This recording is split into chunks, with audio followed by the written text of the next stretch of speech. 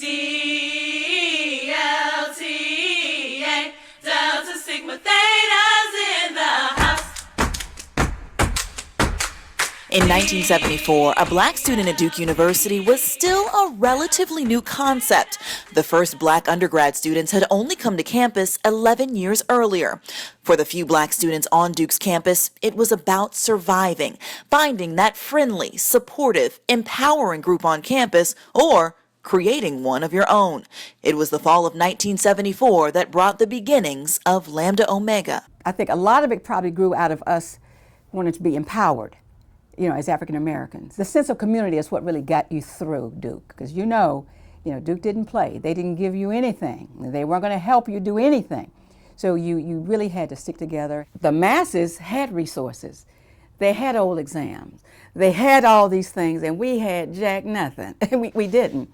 So being a part of a group like DST really and truly helped us understand, hey guys, look, we have got to stick together, make sure that we're able to pass things down, help those who are coming along, help each other. Folk did different things, whether you were going to be part of, this particular Panther movement or this particular whatever.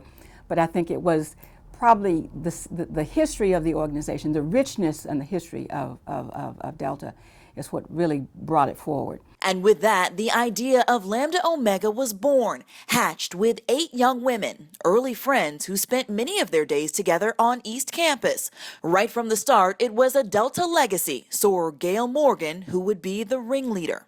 Gail came forward, brought some of the history, did a lot of the due diligence. We would eat together, a lot of us would, or study together for different things. And so a lot of it came about in terms of conversation of, well, what do you think about, or my mom is, well, what do you know about this? That kind of thing. But it turned out finding those 8 members was the easy part. Now they had to convince Duke University to give them a shot.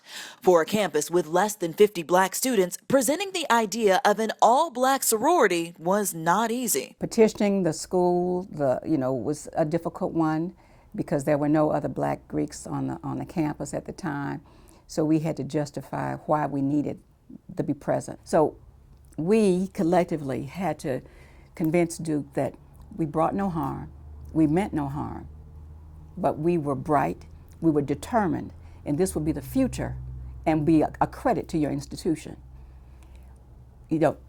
New things oftentimes are threatening to those who don't understand it. And there was no history for Terry Sanford to understand anything about Delta Sigma Theta, but you could be fearful, of it. But when they looked at us, they looked at our grades, looked at our history, we presented no threat to them. We started in the fall of 74, I think is when we kind of started the process, and getting approval from, first of all, from national to even consider it. Then you had to get a group who was going to sponsor you. And of course, as I stated, Duke was no friend of Central's. We had to assure them that, look, we wanted to be a part of this sisterhood, not to be better than, but to be a part of, and to be better for the whole city. It was difficult, and Gail can probably tell you, the Duke buy-in and the Central buy-in. But at the end of the day, it was so worth it. I think that helped the city of Durham, too, to see that. To see African American females come to Duke and start that sorority. That was the big deal. So it really was for the institution. And the institution, embraced it, I must admit, because as you well know, other Greeks came later on that same year, but we're number one. And finally, on April 5th, 1975, 8 women crossed into Delta Sigma Theta, officially christening Lambda Omega. Tears. We cried, just a lot of tears, a lot of jubilation, congratulations from folk.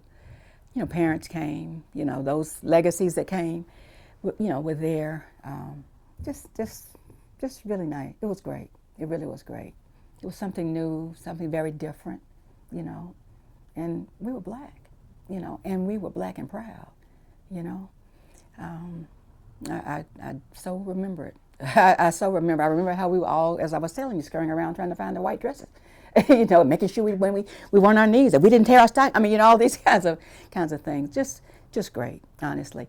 And we wanted to do the sorority good. We wanted to do it good. We wanted to do it well. We didn't want to mess up. We didn't want to mess up because this was something that was bigger than Duke. It was bigger than Duke. You know what I mean? It was something that we knew. We couldn't let anybody down. We couldn't let our parents down. We couldn't let our line sisters down. We couldn't let Delta down because they took a chance on us. And that chance paid off big time. If you ever 40 years later, more than 300 women have crossed into Delta through Lambda Omega, a chapter of doctors, attorneys, entrepreneurs, public servants, educators, visionaries, truly dynamic women changing the world. No, she's a Delta.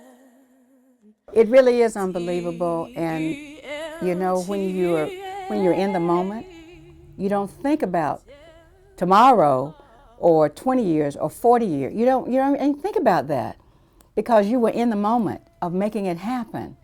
And so when you called me, I was really taken aback because I couldn't believe it. And I thought, wow, she's right.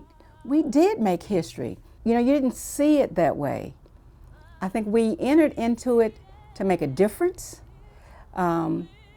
because it almost as if it was a mission that we were called to do something greater and to help others who came behind us at Duke.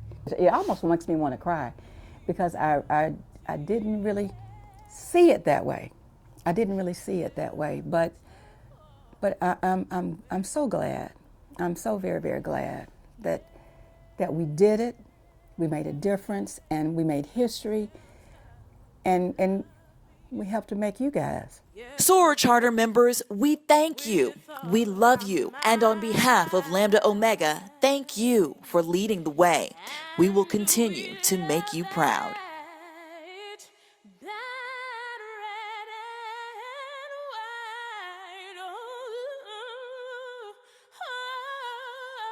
Delta.